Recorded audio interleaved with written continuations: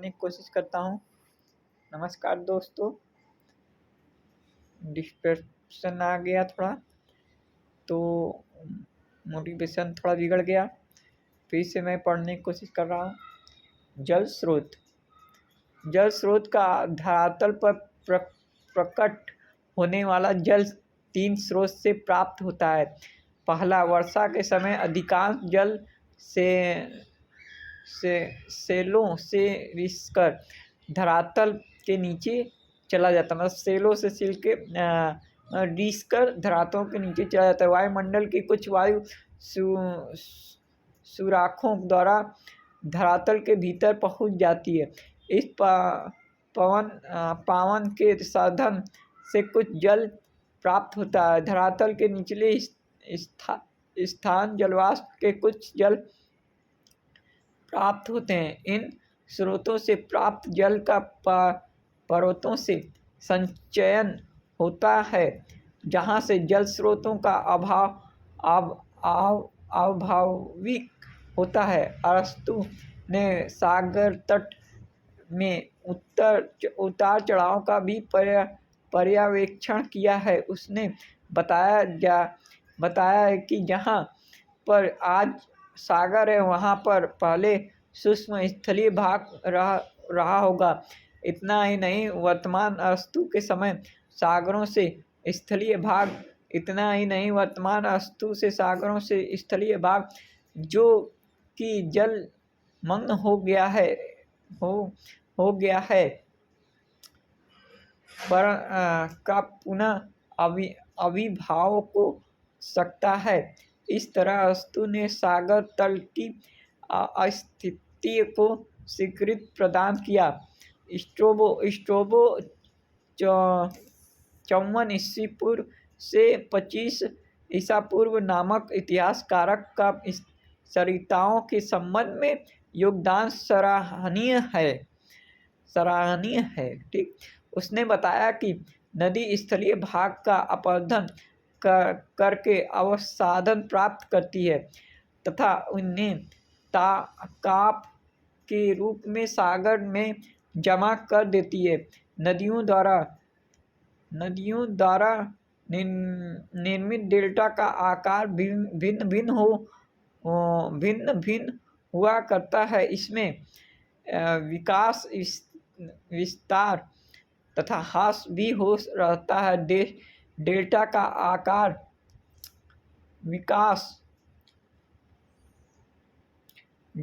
आकार उस भाग का आधारित होता है जिसके होकर सरिता प्रभावित होती है। यदि वह भाग अत्यधिक विस्तृत है और उस भाग की चट्टानें कोमल हैं, तो अपरदन द्वारा अवसाद अधिक प्राप्त होगा। परिणाम स्वरूप डेल्टा का आकार अधिक विस्तार होता है। इस विवरण से यह स्पष्ट आभास हो जाता है कि नदियों का अपरदनात्मक कार्य कोमल चट्टानों पर अधिक होता है। इस विवरण से परोक्ष रूप से विश्लेषणात्मक अपरदन की भी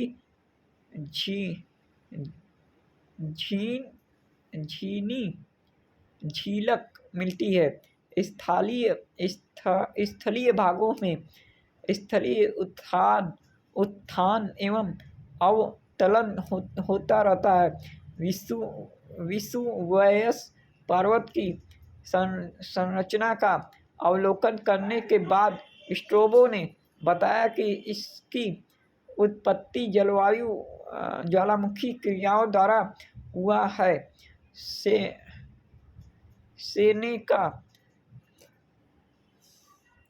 सेनेका नामक विद्वान ने अरस्तु से उस मत का समर्थन किया जल वृष्टि द्वारा सरिताओं का अवाभाविक नहीं हो सकता। उसने नदियों के अपरदनात्मक कार्य का भी भली प्रकार अवलोकन किया है। उसने बताया है कि नदी अपघर्षण द्वारा अपनी घाटी को गहरा करती है। उपयुक्त विवरण से यह स्पष्ट हो गया है कि नदियों के विषय में प्राचीन काल में ही प्राप्त जानकारी प्राप्त हो गई है। इस प्रकार का यह कहा जा सकता है कि प्राचीन काल के विचारकों ने यद्यपि भूगोल खासकर भू आकृति विज्ञान संबंधी कुछ छिटपुट विचारकों का प्रतिपादन तो किया, परंतु वे किसी भी सुनियोजित तथा स्वाभाविक विचारकों का संपादन नहीं कर सके। आद्य युग मतलब आद्य युग आ गया। रोमन सम्राट के पतन के बाद भू आकृति विज्ञान रंगमंच से उठी युवानिका पुनः गिर पड़ी है। समस्त दृष्टि ओझल होने वाला विज्ञान के क्षेत्र में अस्पष्टता तथा अस्तर व्यवस्था का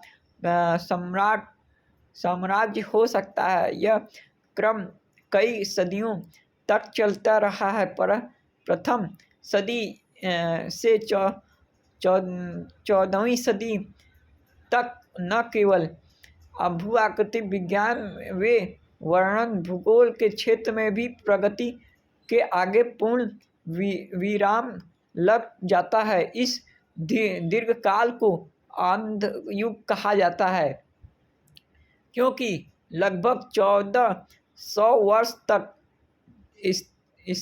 स्थिरता का घना कोहरा छाया रहा है। इसके बावजूद कई पर छिटपुट विचारकों का संपादन आवश्यक हुआ और अरब के अभिशेषण 1980 टू 1037 AD ने पर्वतों से संबंधित विचारकों का प्रतिपादन किया। उत्पत्ति के आधार पर उसने पर्वतों को 2 वर्गों में विभाजित किया। प्रथम वर्ग के अंतर्गत के वे वर्तमान आते हैं जिनका भावी स्थलखंड में उत्थान के कारण होता है। द्वितीय वर्ग के पर्वतों का निर्माण बहते हुए जल तथा पवन द्वारा कोमल सेलों में अपरदन द्वारा घाटियों के निर्माण से होता है। इस तरह अभिशेषण के विचारकों में विश्लेषणात्मक अपरदन का संकेत मिलता है। उसने यह भी बताया है कि अपरदनात्मक कार्य एक लंबे समय के दौरान संपादित होता है, परंतु उसकी दर अत्यंत मध्यम होता है। इस तरह भू आकृति विचारकों का विकास मंथन गति से चलती है, परंतु इस युग की कोई बहुमूल्य देना नहीं है। तीसरा नंबर आकस्मिकतावाद या प्रलयवादिता। भू आकृति विज्ञान में 1400 वर्ष के मौन वर्तमान के बाद एक जागरण होता है। 14 सदी से 16 सदी एक भू आकृति विज्ञान के इतिहास में नवीन पृष्ठ का संकलन होता है, जिनमें आकस्मिकतावाद का स्पष्ट आकलन रहता है। पृथ्वी का आयु का परिकल्पना कुछ सहस्त्र वर्षों से ही किया गया, जिस कारण मानव ने केवल उन्हीं भूगर्भिक घटनाओं को महत्व प्रदान किया जिनका पर्यवेक्षण एवं अवलोकन वे अपने जीवन काल में कर सकते थे। विद्वानों ने यह बताया कि भूपटल पर विभिन्न आकृतियों का सृजन अचानक अथवा आकस्मिकता रूप से होता है। ज्वालामुखी की अचानक क्रिया तथा भूकंप की सेकंडों में दिल दहलाने वाली हृदय विदारक घटनाओं का आकस्मिकतावाद की विचारधारा के प्रतिपादन पर बल प्रदान किया। इन घटनाओं द्वारा मानव दृग के सामने त्वरित रूप में अनेकानेक स्थलरूपों का सृजन हो जाता है। परिणाम स्वरूप वह मंथन गति से संपादित होने वाली घटनाओं की और दृष्टिपात नहीं कर सका। पृथ्वी की वायु भी इतनी कम परिकल्पित की गई थी कि उस लघु समय के अंतर्गत केवल प्रलयकारिणी तथा आकस्मिक घटनाओं को ही स्थान दिया जा सकता है। इस विचारकों के समर्थन को प्रलयवादी या आकाशवादी की संज्ञा प्रदान की गई। इस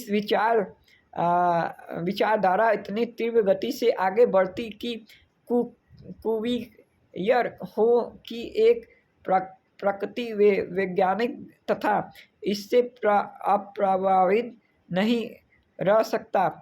उसने बताया कि प्राचीन काल में प्रारंभिक पर्वत निर्माण घाटियों इतनी आकस्मिकता कि उससे प्रकृति के संचालन में व्यवधान उपस्थित हो गया था। आकस्मिकतावाद की विचारधारा का प्रभाव केवल भूगर्भ शास्त्र तथा भू आकृतिक विज्ञान तक ही सीमित नहीं था, वरना उसने जीव विज्ञान में भी प्रवेश किया। यह माना गया कि कई जीवों का आविर्भाव अचानक हुआ तथा कुछ समय बाद उनका शीघ्र से लोपन तथा अवसाद भी हो गया। Thank you. चौथा नंबर का सरिता अपवर्तन की विचारधारा उदय काल कल पढ़ेंगे। Thank you. आप लोगों को जान के खुशी होगी। मोटिवेशन और एंड वर्क में कर रहा हूँ। थैंक यू, नमस्कार, धन्यवाद, जय हिंद, जय भारत।